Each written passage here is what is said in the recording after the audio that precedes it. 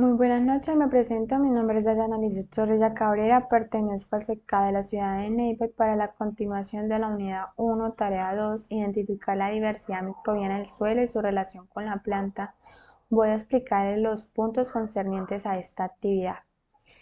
Dice, explique de qué dependen los tipos de actividades microbianas y la velocidad de esas actividades. En su respuesta mencioné 3 recursos y condiciones que influyen en el crecimiento microbiano en la naturaleza. Se desarrollan en dos grandes elementos, la materia orgánica, que son todos los residuos de las plantas o animales ya muertos, y la síntesis de los microorganismos que se encuentran en el suelo. Y la biomasa microbiana es toda la materia viva producida por plantas, animales, hongos o bacterias en una determinada área. La biomasa microbiana transforma los aportes orgánicos en el suelo, produciendo en forma simultánea la mineralización biológica de las fracciones orgánicas menos resistentes, lo que permite liberar nutrientes asimilables por las plantas y la síntesis de complejos orgánicos estables que conducen a la formación de humus, que es toda la materia orgánica. La mayoría de los alimentos poseen todos los nutrientes que permiten el crecimiento bacteriano. Algunos factores que influyen en el crecimiento microbiano son dos grupos, factores intrínsecos y los factores extrínsecos. Los factores intrínsecos son propios de los alimentos. La actividad del agua, que es la medida disponible en un medio. Por ejemplo, el agua pura tiene un valor del 1.0. El pH es la acidez del alimento. Cada microorganismo tiene un pH óptimo en el cual su crecimiento es máximo. Por ejemplo, hay microorganismos que se desarrollan en un pH de 5 a 7, siendo este un neutro. El coloidal se refiere a las formas dispersas que se encuentran las partículas en un alimento.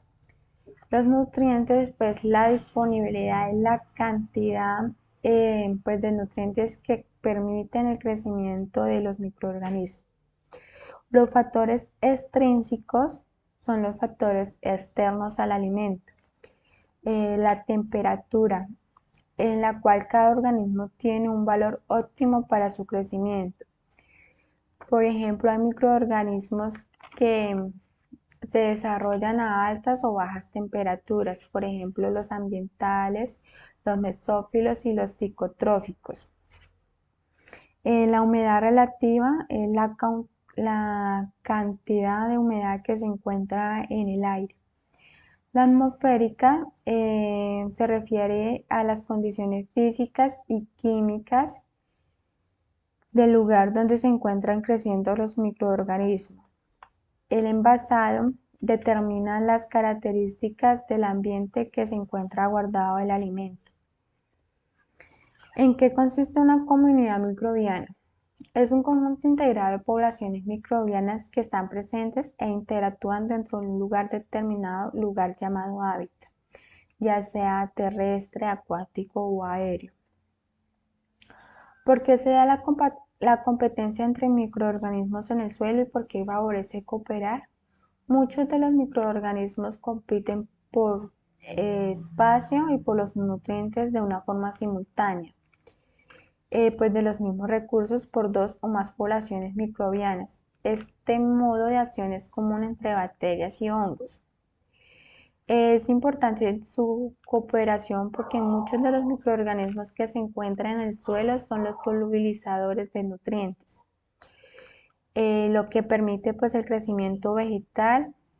Esta relación es muy común entre los organismos fijadores de nitrógeno de la rizósfera, los cuales generan materia orgánica y nutrientes para las plantas.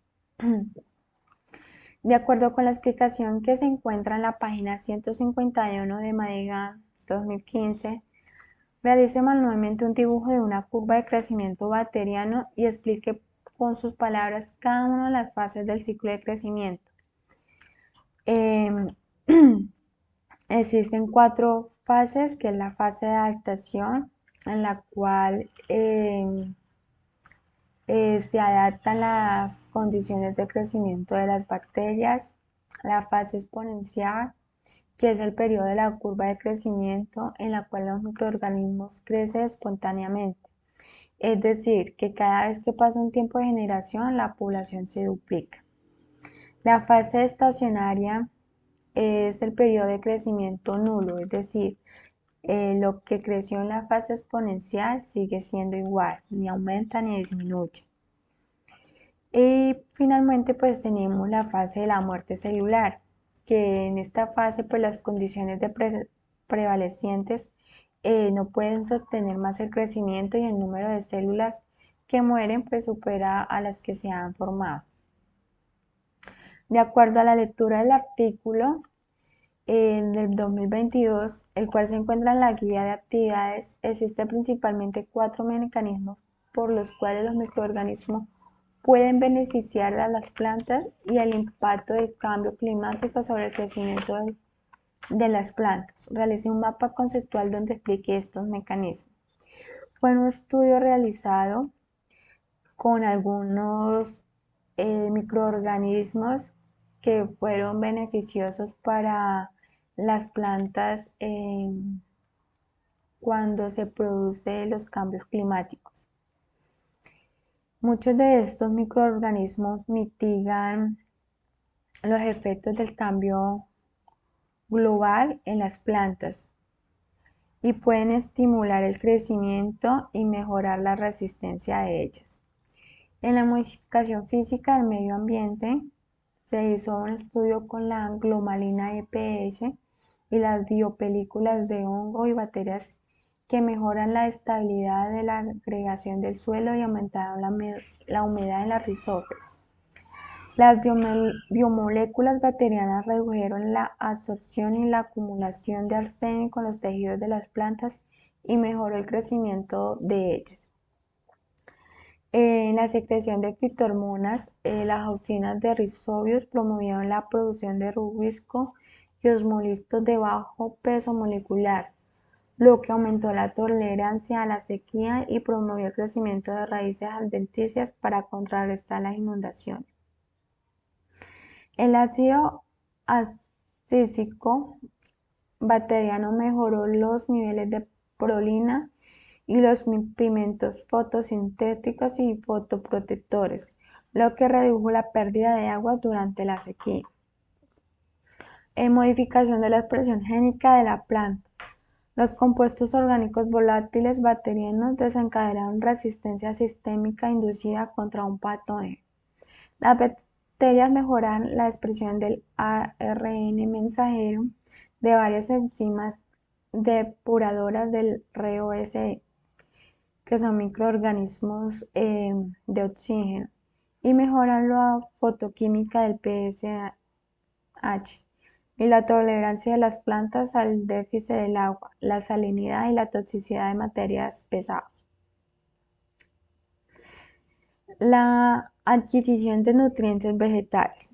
La nitrogenada de Rhizobia aumentó la biomasa vegetal y el contenido de nitrógeno en condiciones de salinidad. Los AMF y las fosfatosas bacterianas aumentaron la vegetal y el contenido total de fósforo bajo deficiencia del potasio en suelos ácidos y estrés salino. Bueno, básicamente estas son las preguntas que contiene la actividad de microbiología, unidad 1, tarea 2.